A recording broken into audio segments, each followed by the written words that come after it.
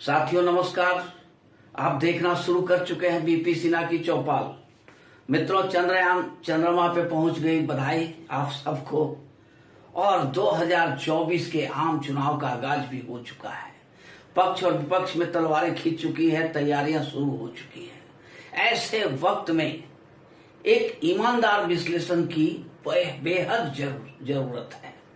हम अपना वोट किसे दें जिससे हमारा और हमारे बच्चों का भविष्य सुरक्षित हो जाए।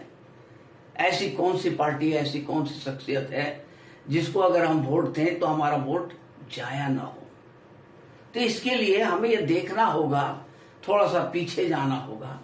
साल 2014 में जब मोदी जी आए तो 2014 के पहले और 2014 के बाद क्या कुछ बदलाव हुआ देश के अंदर में, इसकी एक ईमानदार विश्लेषण बेहद जरूरी है। तो इन पिछले 9 वर्षों में मोदी के शासनकाल में क्या कुछ हुआ, इसके लिए एक शब्द कहना ही उचित होगा, पर्याप्त होगा कि हरि अनंत हरि कथा अनंता। कितना कुछ किया मोदी जी ने, उसे सिलसिलेवार विस्तार से अगर बताया जाए तो हफ्तों लग जाएंगे। वीडियो का चूंकि समय बहुत कम है, इसलिए मित्रों आज सिर्फ एक टॉपिक पे बात करेंगे। ये पार्ट 1 है, इसमें एक टॉपिक पे बात करेंगे और उसके बाद पार्ट वाइज जैसे अगर आपने हौसला अफजाई करा तो आगे भी हम पार्ट बनाते चले जाएंगे। साथियों, ये पहला चीज क्या है कि हिंदू सनातन, ये सबसे पहला चीज है कि आज मोदी के 9 वर्षों के शासनकाल में सनातन का जितना उत्थान हुआ, हिंदुत्व का जितना उत्थान हुआ, उतना पहले कभी नहीं हो पाया था। खास करके ये कांग्रेस के शासन में तो हिंदू शोषित, पीड़ित और वंचित बनकर रह गए थे। अपने ही देश में बेगाने हो गए थे। अपने ही देश में कहीं से भी एक जुलूस तक नहीं निकाल सकते थे। एक धार्मिक जुलूस निकालने की उन्हें परमिशन नहीं मिलती थी कांग्रेस के शासनकाल में। तो हिंदू उपेक्षित हो चुका था। अब ये जो हमारे नेतागण हैं, ये इतने बड़े हिपोक्रेसी वाले हैं, हिपोक्रेट हैं एकदम, कि मस्जिद में जाएंगे, जालीदार टोपी पहनेंगे, चरखाने वाली चादर ओढ़कर शाम से फोटो खिंचवाएंगे, नमाज पढ़ने का अभिनय भी करेंगे। नमाज इनको क्या खाक आता होगा? जिनको अपने धर्म के प्रति आस्था नहीं, तो ये दूसरे के धर्म के प्रति इनकी क्या आस्था होगी? ये सिर्फ वोट बैंक के लिए, मुस्लिमों को खुश करने के लिए जालीदार टोपी पहनकर, चरखाने वाली चादर ओढ़कर, हाथ जोड़कर नमाज पढ़ने का एक्टिंग करते रहे। किसी भी नेता को 2014 के पहले मंदिरों में जाते हुए नहीं देखा जाता था। इवन कि ये लोग मजाक उड़ाते थे।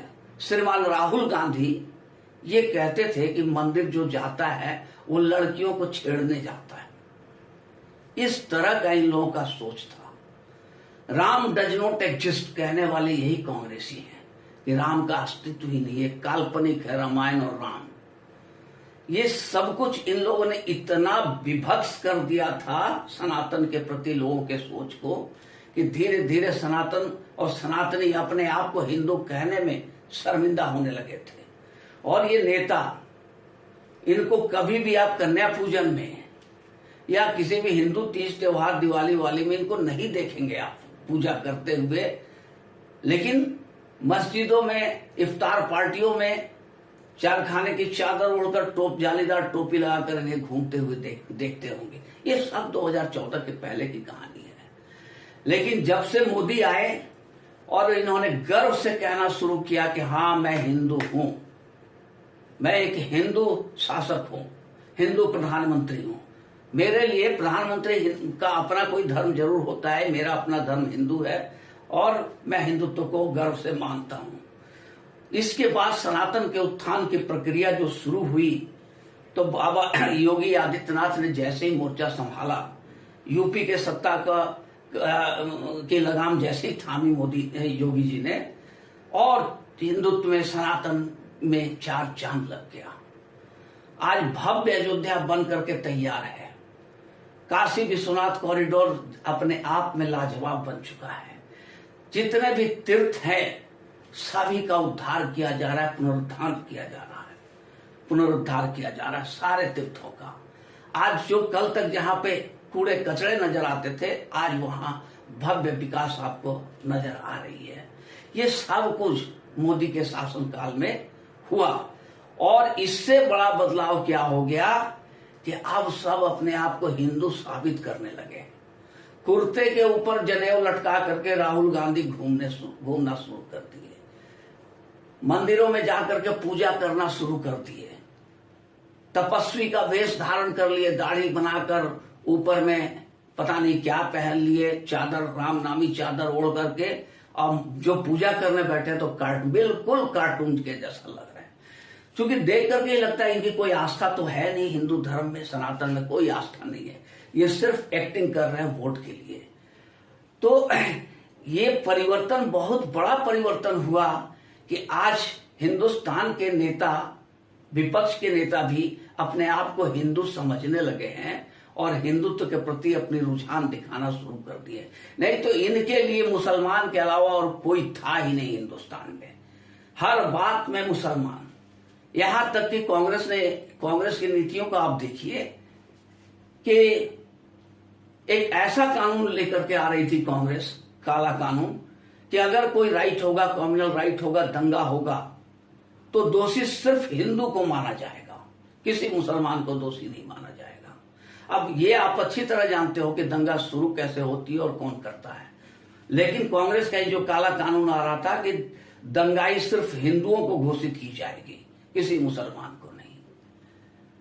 यहां तक कि मनमोहन सिंह ने कह दिया कि देश की सारे संसाधनों पे सबसे पहला हक मुसलमानों का है। वक्फ बोर्ड के नाम पर खजाना खोल दिया कांग्रेस सरकार ने तुष्टीकरण के लिए। सारी संपत्ति जो भी है दिल्ली के आसपास की सैकड़ों संपत्तियों को वक्फ के नाम पर मुसलमानों को हैंड ओवर कर दिया। तो ये सब कुछ जो करता रहा कांग्रेस 2014 तक, 2014 के बाद वक्त बदला है और हिंदुत्व की, सनातनियों की पूछ बढ़ी है। अब लोग मजबूर हो चुके हैं सनातन के तरफ ध्यान देने के लिए और सनातनियों की इच्छा का सम्मान करने के लिए। आपका विपक्ष से लेकर के सुप्रीम कोर्ट तक आज मजबूर हो गया है।